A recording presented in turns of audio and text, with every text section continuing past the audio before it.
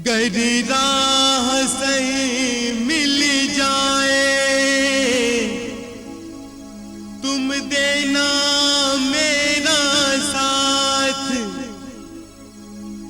मैं लौट के फिर आऊंगा, तुम करना इंतजार।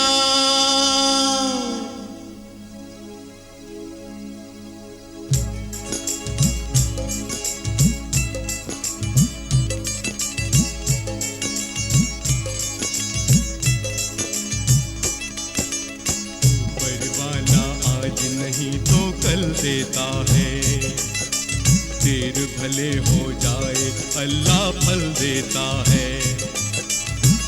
ऊपर वाला आज नहीं तो कल देता है,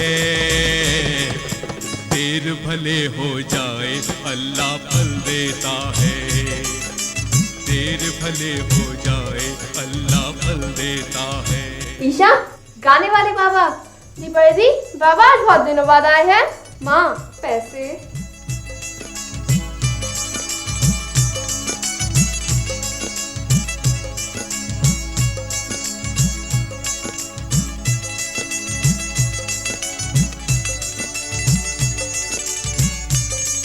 आज मेरी बच्चियाँ उदास क्यों है? ऐसी तो कोई बात नहीं है बाबा।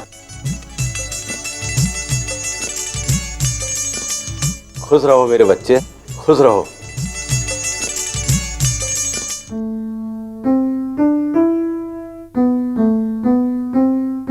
दीदी, बाबा कितने अच्छे हैं ना? हाँ। ना, बाबा ने पैसे लिए ही नहीं। हाँ, आशीर्वाद खूब सारा दिया है। अरे, बड़ों का आशीर्वाद मिलना तो सौभाग्य की बात है मेरे बच्चों। माँ, आज बैंगन का भरता रखा है ना? रोज रोज बैंगन का भरता नहीं खाया जाता। मैंने तुम्हारे पसंद की आलू की भाजी टिफिन में रखी है, ये लो।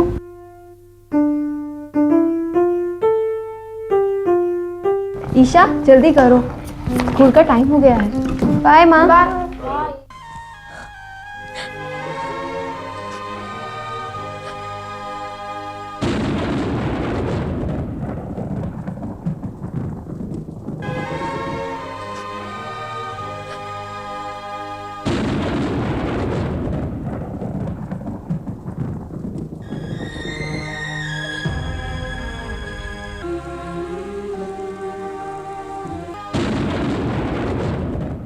मोबाइल भी बंद कर रखा है। पूछूंगी तो बैटरी डाउन का बहाना बना देंगे। इतना भी नहीं सोचते, बच्चियां बड़ी हो रही हैं। अब तो घर से पूरी पूरी रात गायब भी रहने लगे हैं।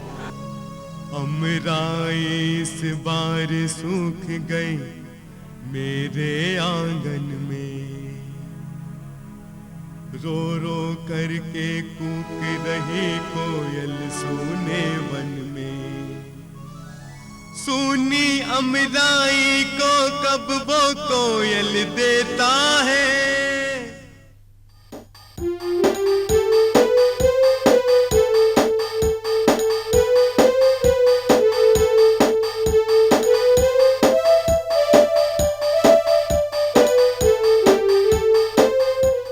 एक बार और अपने आगोश में ले लो नितिन। घड़ी की सुई नहीं देख रही हो? कितनी तेजी से आगे बढ़ रही। ये कोई नई बात तो नहीं है। ठीक है, तुम इस घड़ी में रात के 12 बजा दो। अच्छा मजाक कर लेती हो। ऑफिस का टाइम हो रहा है डार्लिंग। मेरी नहीं सुनोगे? कल शाम से तुम्हारी ही तो सुन रहा हूँ। मैं तुम्हारे बिना नहीं जी सकती नितिन। सच? इतना चाहती हो मुझे? अपने दिल से पूछ लो। खैर, ऑफिस का टाइम हो रहा है, शाम को मिलते हैं। ओके?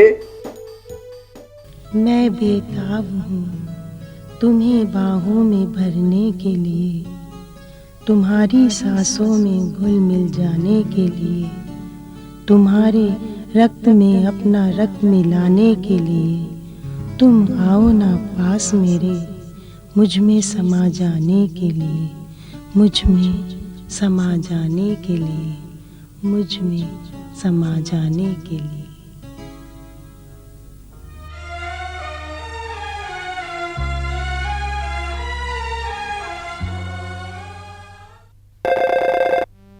हेलो सीमा, मैं तुलसी बोल रही हूँ। ये ऑफिस आ गए क्या? जी मैडम, सर तो अभी ऑफिस नहीं आए हैं। इनका कोई फ़ोन? जी उनका कोई फ़ोन भी नहीं आया है।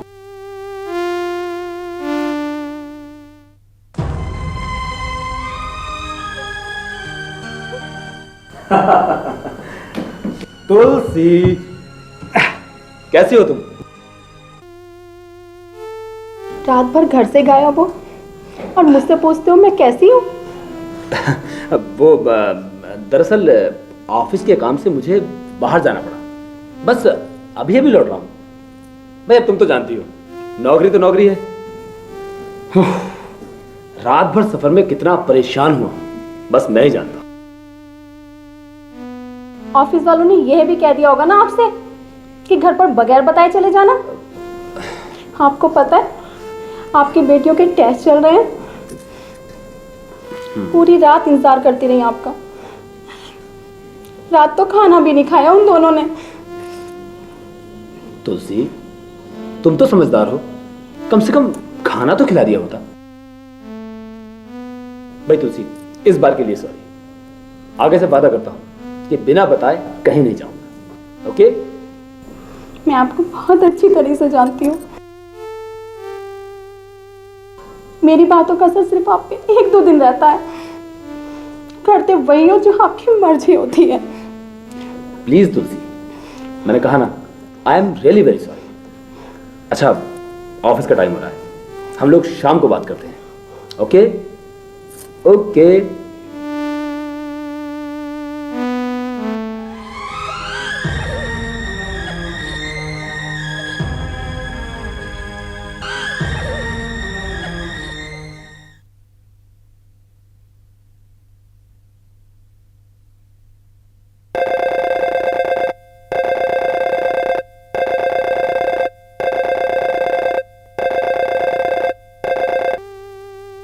हेलो मम्मी, दीदी के सिर पे चोट लगी है। हमारे सर दीदी को लेकर आयुष्मान अस्पताल में आया। मैं अस्पताल से ही फोन कर रही हूँ, आप जल्दी से आ जाइए। चोट तो नहीं आई बेटा ज्यादा? नहीं मम्मी, चिंता मत कीजिए, मैं दीदी के साथ हूँ। अच्छा बेटे, परेशान मत होना। अभी आई मैं। हाँ, अभी आई। ठीक है।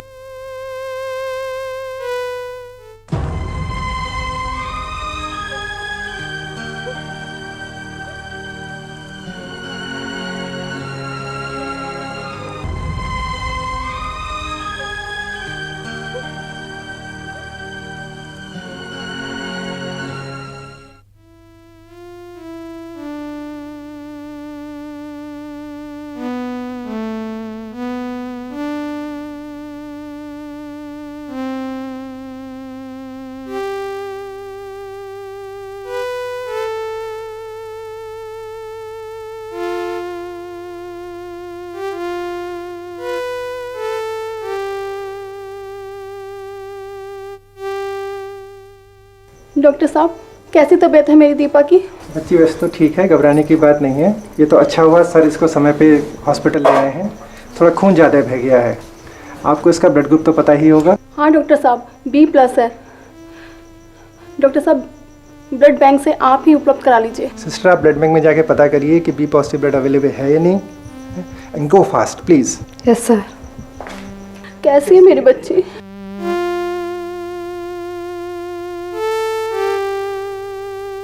डॉक्टर साहब, ब्लड बैंक में B+ नहीं है। ब्लड बैंक में एक डोनर भी आया था, लेकिन उनका ब्लड अच्छा ही पॉजिटिव निकला। ओह माय गॉड, ये ब्लड का इंतज़ाम तो आपको ही करना पड़ेगा, आपके किसी साथी को देना पड़ेगा।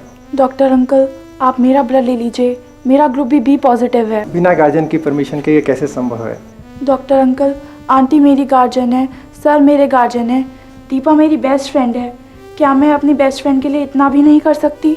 बेटिया, आपकी उम्र कम है, आप ब्लड नहीं दे सकते हो। मैं अपने एक दोस्त से कह देता हूँ, उसका B+ ब्लड ग्रुप है, वो आके आपके लिए ब्लड बैंक जाके ब्लड दे देगा। आप चिंता नहीं करिए, हम जो बेस्ट पॉसिबल है आपके लिए करेंगे।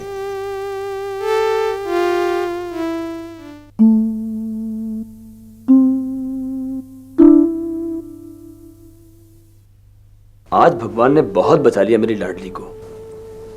पापा, मैं आपकी लाडली नहीं हूँ, मैं मम्मी की लाडली हूँ। आप मम्मी को बहुत परेशान करते हैं। सारी सारी रात मम्मी आपका इंतजार करती है, खाना भी नहीं खाती।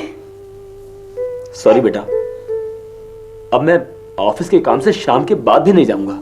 मैंने ऐसा नहीं कहा पापा कि आप ऑफिस का काम ना करें, लेकिन घर का भी तो ख्याल रखें। पापा, उस दिन आप समय से घर आए थे ना, तो दीदी का एक्सीडेंट नहीं होता। जब दीदी का एक्सीडेंट हुआ तो वो आपके ही बारे में सोच रही थी कि पापा रात भर क्यों नहीं आए, कहाँ होंगे, कैसे होंगे। I am sorry my children, I am really very sorry. लो, तुम्हारी मम्मी दूध लेकर आ गई। बेटे दूध पियो। मुझसे नहीं पिया जाता। लो इसे पी लो, ये तुम्हारे लिए अच्छा रहेगा।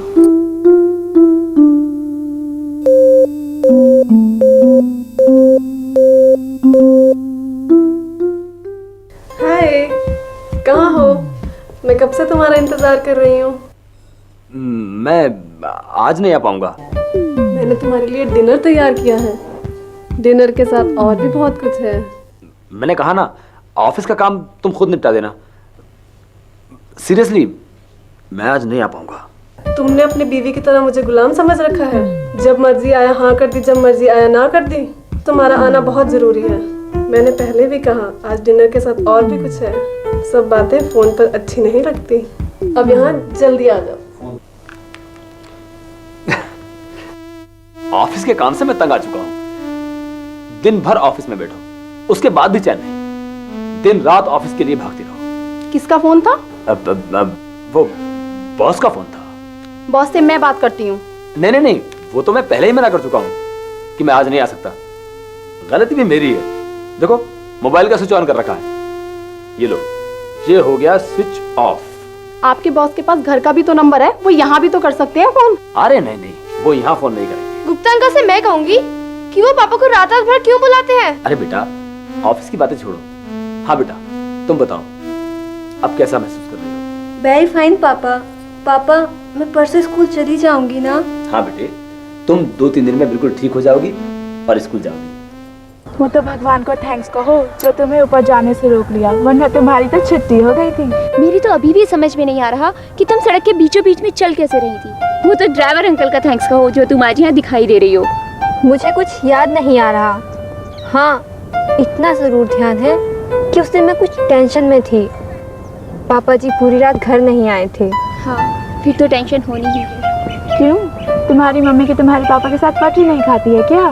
नहीं, ऐसी कोई बात नहीं है। पटरी ना भी खाती हो तो रहना तो अंकल के ही साथ है ना। अब यहाँ से उठो, वरना स्कूल के लिए देर हो जाएगी और फिर मैम जो हाल करेंगे वो सबको अच्छी तरह। 11:30 बज चुके हैं माँ। पापा अभी भी नहीं आए।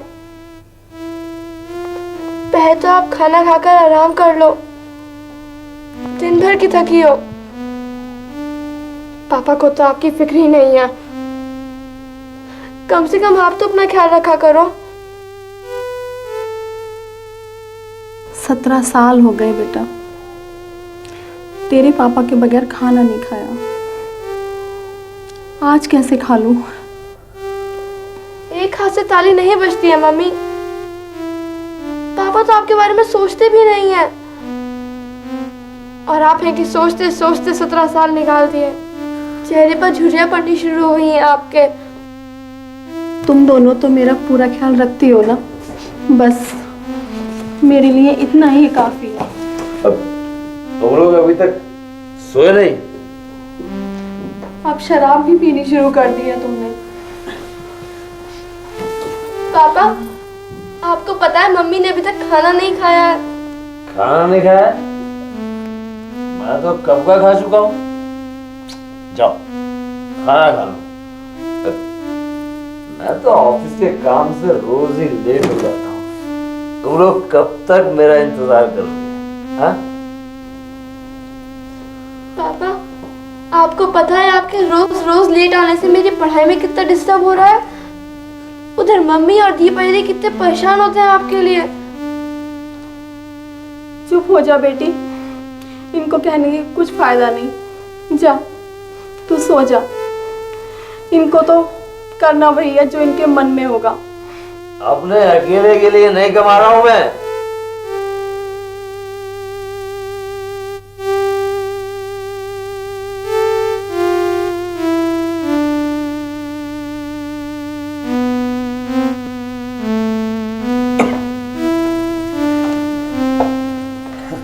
लीजिए, चाय ले लीजिए।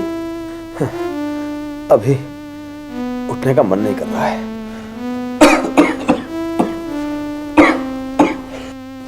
आज ऑफिस नहीं जाना है? सर में बहुत दर्द है और बेचैनी भी बहुत ज्यादा है। माँ, क्या हुआ पापा को? कुछ नहीं, सर में दर्द बता रहे हैं। थर्मामीटर लाओ मम्मी, पापा का बुखार देख लो। अरे तुम लोग क्यों स्कूल को देर कर रही हो? ठीक है, मैं चलती हूँ।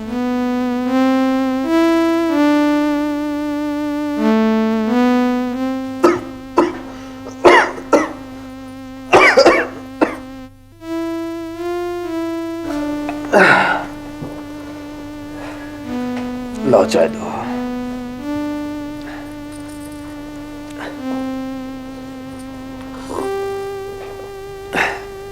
पता नहीं आज तबीयत कुछ खराब सी लग रही है। जब तबीयत ठीक नहीं है तो ऑफिस से छुट्टी भी तो ले सकते हैं।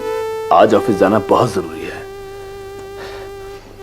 कुछ जरूरी फाइलें हेड ऑफिस पहुंचानी है। मैं तैयार होता हूं।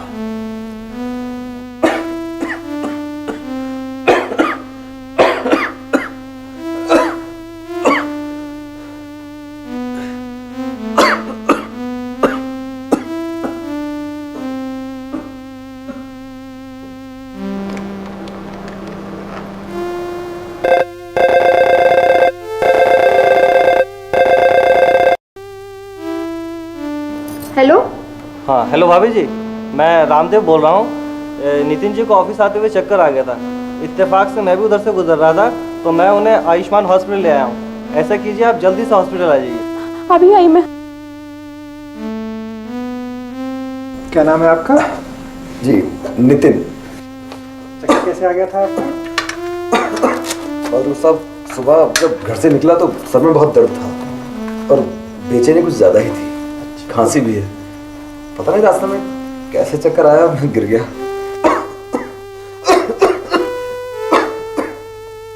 ऐसा करो, लैब में चले जाओ, इनके ब्लड टेस्ट जो गए थे वो लेके आ जाओ, ठीक है? जैसे बताओ। डॉक्टर साहब, कैसी तबीयत है अब इनकी? फिलहाल तो घबराने की कोई बात नहीं है, नितिन होश में है। बाकी इनके ब्लड टेस्ट गए हुए हैं, लड़का लाने वाला है, जैसे ही आ जाएंगे मैं आपको बता पाऊंगा। सर ये रिपोर्ट। ठीक है, तुम वार्ड में जाओ। भेजा मेरे साथ। इनकी रिपोर्ट में HIV पॉजिटिव आया है, शायद इसी कारण से इनको चक्कर आ गए थे। HIV पॉजिटिव डॉक्टर साहब? हाँ जी, HIV पॉजिटिव आप जानते हैं, इसका कोई अभी तक इलाज उपलब्ध नहीं है। अब तो ऊपर वाले से ही दुआ करनी पड़ेगी।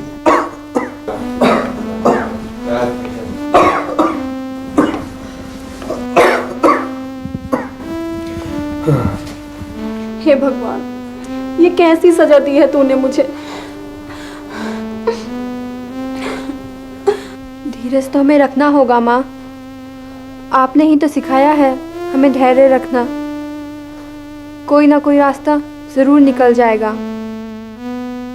सारे रास्ते एक ही रास्ते में मिल जाते हैं बेटी, और वो है मौत का रास्ता। एड्स का कोई इलाज नहीं, कोई इलाज नहीं एड्स का। ऊपर वाले में बहुत ताकत होती है माँ, यह पाठ आपने ही तुम्हें पढ़ाया है। छोटे रास्तों को बड़ा करना और बड़ों को छोटा करना उसके बाएं हाथ का काम है। माँ, कल बीरा इंजीनियरिंग कॉलेज में एड्स के ऊपर सेमिनार है। वहाँ कुछ ना कुछ ऐसा जरूर मिलेगा जो पापा के लिए फायदेमंद होगा।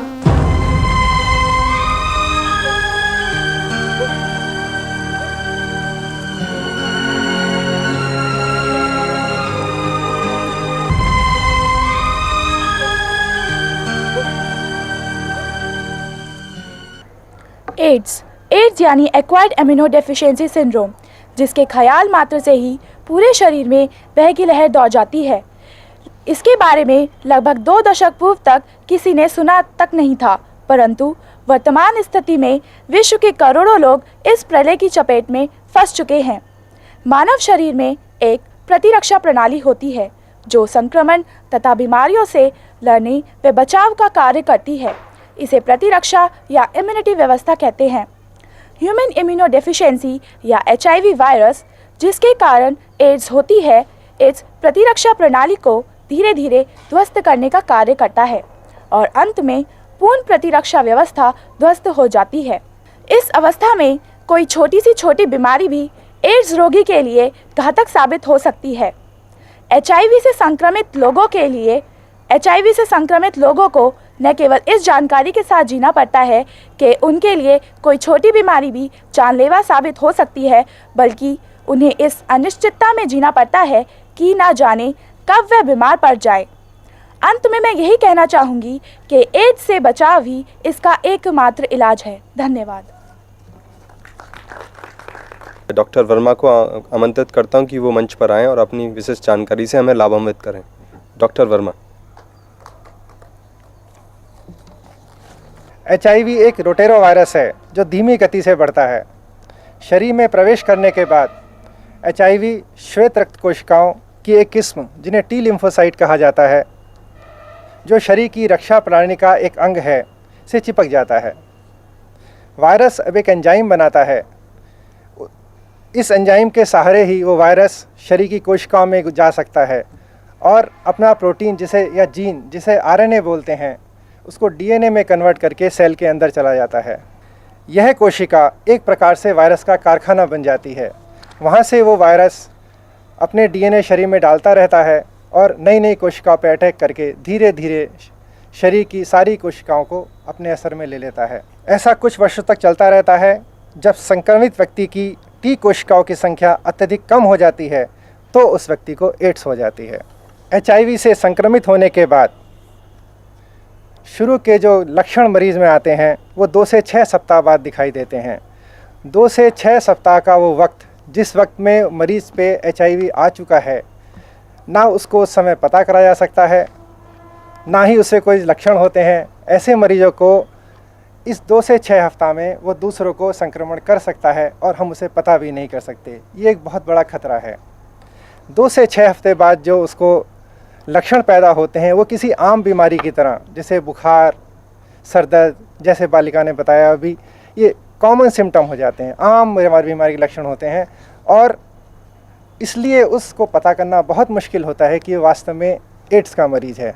हाँ, इस समय मरीज़ को ब्लड से डायग्नोस किया जाता है। इस अवस्था में मरीज़ के टेस्ट पॉजिटिव आ जाते हैं। यदि इस अवस्था में उसको टेस्ट द्वारा पता कर लिया जाए तो उस मरीज़ को आइसोलेट किया जा सकता है, उसका पता लगाया जा सकता है। लेकिन चूंकि मरीज़ के लक्षण एक आम बीमारी की तरह होते हैं और हर मरीज़ को एड्स के बारे में सोचा नहीं जा सकता, इसलिए वो मरीज़ अक्सर 10 में से 9 व्यक्ति जो संक्रमित हैं वो पकड़ में नहीं आते। अंतिम स्टेज में वर्षों बाद मरीज़ की इम्यूनिटी बहुत लो हो जाती है और तब उसके जो इम्यूनिटी घटने से, जिसे हम एड्स कहते हैं, एड्स के लक्षण आते हैं, उसमें उसकी शरीर में दूसरी बीमारियां उसे पकड़ सकती हैं और ऐसे ही उसकी मृत्यु हो जाती है। तो बीमारी के आने के और मृत्यु के बीच में वर्षों का समय हो सकता है। बीच में वो आदमी स्वस्थ रह सकता है। सबसे बड़ी समस्या एड्स के साथ ये है कि अभी तक एड्स के खिलाफ कोई अचूक दवाई नहीं बनी है। क्योंकि योग शरीर की शारीरिक क्षमता को बढ़ाता है, ऐसा माना जाता है, तो ये पाया गया है कि योग द्वारा हम लोग शरीर की इम्यूनिटी को बढ़ाकर एड्स जैसी भयंकर बीमारी से लड़ने की सोच सकते हैं। एक छोटी सी आशा की किरण इस बारे में दिखाई दी है। यदि कोई छात्र या छात्रा एड्स के बारे में कुछ जानकारी लेना चाहते हैं तो वो खड़े होकर क्वेश्चन पूछ सकते हैं। डॉक्टर साहब, यदि हम चाहें तो किस प्रकार एड्स के मरीज की सहायता कर सकते हैं? ज़रूरत है एड्स के व्यक्ति को ये लेबल ना करना कि वो एड्स का मरीज़ है। ये जानते हुए भी कि हमारे पास उसका कोई इलाज संभव नहीं है, उसकी ज़रूरतों का ध्यान रखना ऐसी अवस्था में उसको ज़रूरत है आपके प्यार की, आपके दुलार की, आपकी सहानुभूति की। डॉक्टर साहब, इन एड्स के रोगियों का उपचार कहाँ पर होना चाहिए? अन्य बीमारियों की तरह ये ज़रूरी नहीं है कि एड्स के मरीज़ को हॉस्पिटल में भर्ती कर दिया जाए या किसी आइसोलेशन में भेज दिया जाए। एड्स के मरीज़ को अपने बीच रख के, उसके परिवार के साथ रख के इलाज करना सबसे बेहतर है, क्योंकि ज़रूरत है उसको उसी सहानुभूति की, आपके प्यार की, ना कि तिरस्कार की। डॉक्टर साहब, मैं ये पूछना चाहती हूँ, क्या HIV वायरस मच्छरों द्वारा या खुली हवा में फैल सकता है? आपका क्वेश्चन बहुत अच्छा है। HIV वायरस मच्छरों से या हवा से नहीं फैलता। इसके फैलने का तरीका केवल असुरक्षित यौन संबंध, इन्फेक्टेड ब्लड्स ट्रांसफ्यूजन या सुइयों का इस्तेमाल, 3 कारण ही कॉमन है। आपके साथ रहने से या मच्छर से या हवा से वायरस नहीं फैलता।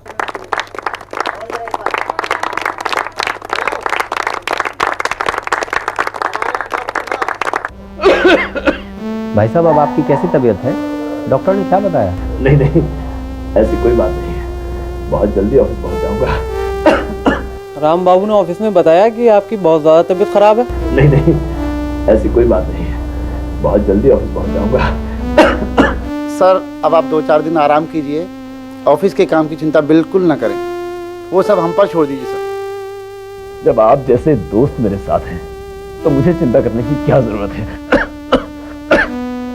आप लोग यहाँ आए, बड़ी मेहरबानी आप लोगों की।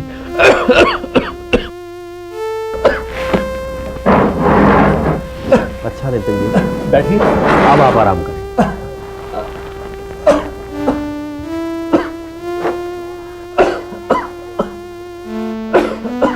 सर, नितिन जी की हालत देखकर मैंने तो उनसे हाथ मिलाया ही। एड्स के सिम्टम्स से उनके हालात बिल्कुल मिलते जुलते लगते हैं। नहीं नहीं, आप भी क्या बात करते हैं, वो बता नहीं रहे थे, थोड़ा एग्जर्शन की वजह से चक्कर आ गया है।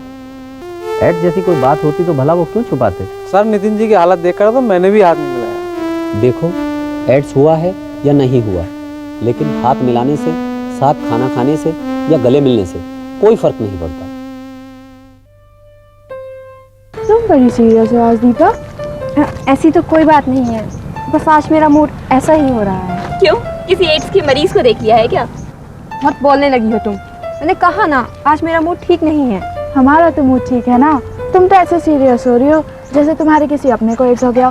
पागल कहीं की। मेरे सर में बहुत तेज दर्द हो रहा है। लाइए, मैं दवा देती हूँ।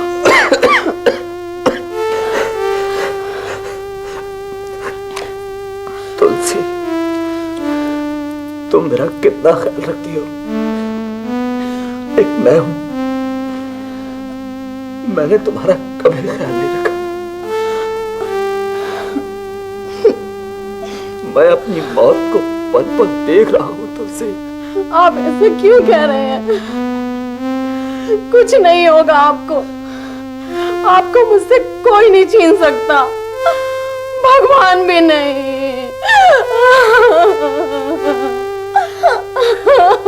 एड्स जैसी भयानक बीमारी मुझे तुमसे अलग कर ही देगी तुलसी।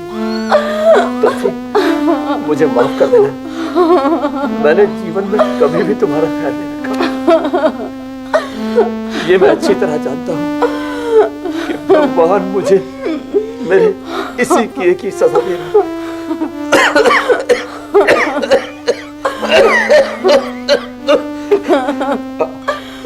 अब तक तो शायद बेटियों को भी पता चल चुका होगा कि मैं बहुत जल्दी उनसे दूर जाने वाला हूं।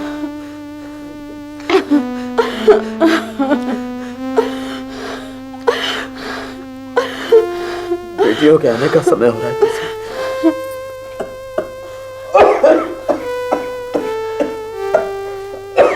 माँ, आज जो एड्स के ऊपर सेमिनार था, उसमें डॉक्टर वर्मा ने बताया कि योग के द्वारा जीवन बढ़ाया जा सकता है।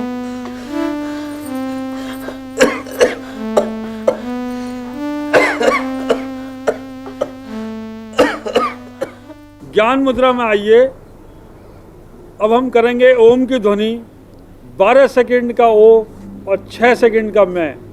आइए शुरू करते हैं। ओ,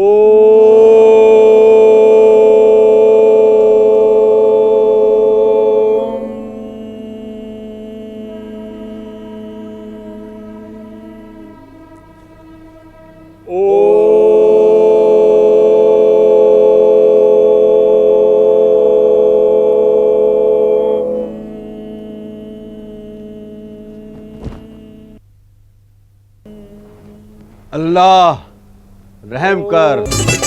पल दो पल के सुख आनंद में घर कितने बीमार हुए, खुशियों ने मुंह मोड़ लिया, रोग गले का हार हुए। फूल के बदले जीवन में अंगारे देता है, फूल के बदले जीवन में अंगारे लेता है। देर भले हो जाए अल्लाह फल देता है।